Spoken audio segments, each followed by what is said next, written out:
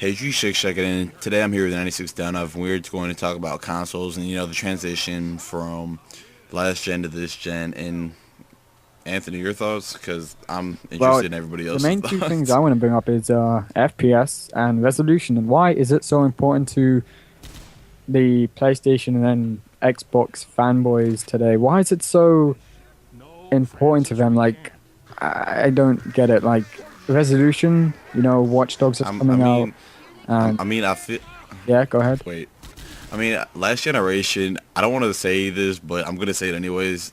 Believe it or not, the consoles were really similar, in with the graphical capabilities of the PS4 to the Xbox One. We're seeing this division, and the PS4 elitists are talking to the Xbox One people and saying how their resolution is better and they have better frames. I mean, And technically it is. They don't. They're right, but I mean, the I issue mean, is it's it might be better.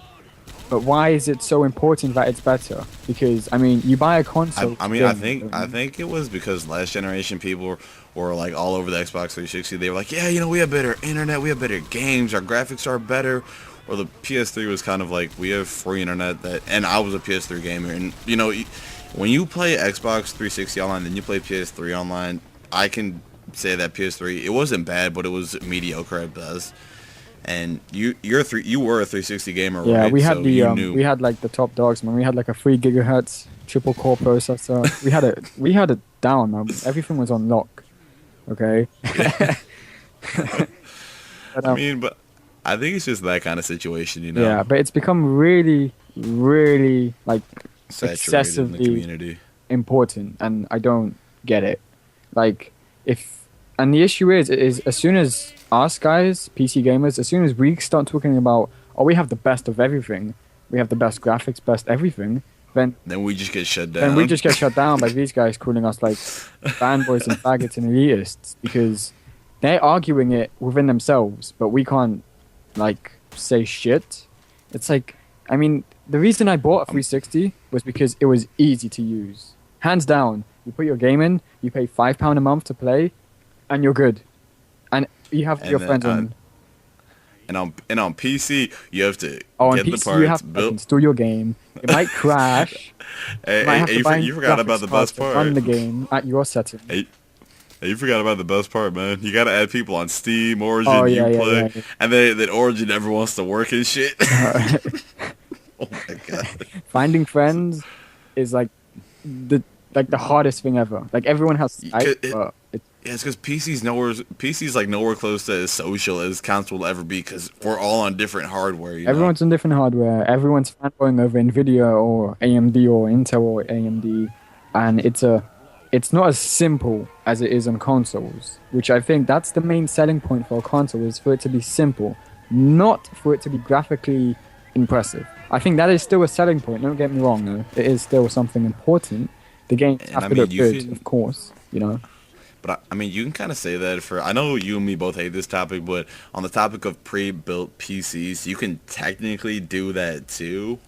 So I'm not trying to defend pre-built PCs, but for pre-built PCs, you just go Yeah, I get it. like, I know what you mean, but again, the whole pre-built yeah, PC thing is, which one of these 50,000 pre-built PCs should I buy? That's the yeah, question. Okay, should I definitely. get the cheapest one? Why is there a different? What's the difference between this one and this one? It's like, It's a lot like the Steam box, man. I'm telling you. yeah, it's kind of a we, pain. So, I mean, we, texture-wise as well, I want to talk about the Xbox One. There's been a lot of Battlefield 4 comparison because Battlefield 4 is like the main game. I mean, it's like pretty hard to run on PC still. Um, I mean, I'm talking ultra, not like medium. Um, oh tech yeah, Texture-wise, yeah, if you look at the Xbox One and the PS4, there is actually a gap. Okay, I've seen loads of videos about it, and actual really good, solid comparisons at 1080p. I know that you guys are gonna say yes, YouTube does, kind of make yeah, downscale it does. the quality. You Yeah. can still see that there's a significant difference between what the PS4 is running at, and I would say the PS4 is at high settings, personally, and the Xbox is more like low, maybe medium, kind of a mix. But yeah, So I guess I'll just chime in here. You know, it's just I feel like the console gamers are going to be overall a little pissed off because think about it this way: you want to buy these consoles for gaming, and you know this also can be in part with how Phil Spencer is now the head of Xbox and how it's going to Yeah. be all about the core gamers. But this is really irrelevant now because people who have bought the Xbox One I mean, they've thought already that been they could get the fucked, most. so Yeah, they thought that they can get the best of both worlds because you know you have two HDMI inputs.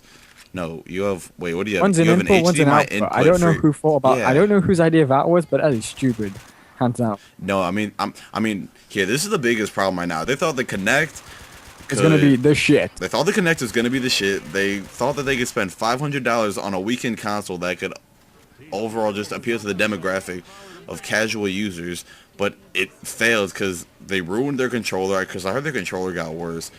I think it got worse. I actually tried it. I think It's it's worse. it's $500. So for their $500 premium, for a gamer's not even gonna fucking think about, hey man, we gotta catch the game. It's like, would you rather catch the game or would you rather play a game with your friends? I mean, that's a no-brainer. Playing gaming with friends is so much fun rather than just watching a game. And I know some sports fans are gonna be hating on me for that, but you know, fuck Yeah. y'all. So, I mean, I'll straight up say I'm a gamer, so fuck that.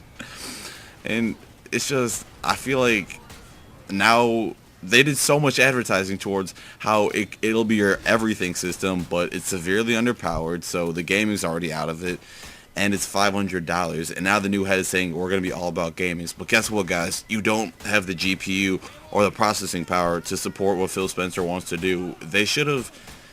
They, the OS shouldn't even have any power, or the Kinect. That 10% GPU it had over the beginning of the system when it first released, that shouldn't even be there. I mean, I'm sorry, I'm kind of going on a rant, so Yeah. You kind you of can chime you in. pretty much went overboard, man. That was good though. So yeah, I would say same goes for the PS4. It's pretty much hands down. Processing wise, it's not really powerful, shall I say, with the 8 cores. Even though it has 8 cores, don't say anything about cores, please. Look at Intel. Intel has i7 4 cores.